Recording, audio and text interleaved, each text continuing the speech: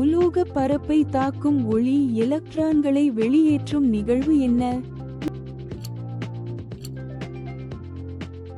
சரியான விடை ஒளிமின்னழுத்த விளைவு. 1887 ஒளிமின்னழுத்த விளைவை கண்டுபிடித்தவர் யார்? சரியான விடை ஹெர்மன் மோர்கென்ஸ்டர்ன். ஒரு ஃபோட்டான் அதன் அதிர்வெண் மற்றும் அலைநீளத்துடன் தொடர்புடைய ஆற்றல் என்ன? சரியான விடை பிளாங்கின் நிலையானது. 1905 அலை துகள் இருமை என்ற கருத்தை உருவாக்கிய விஞ்ஞானி யார்?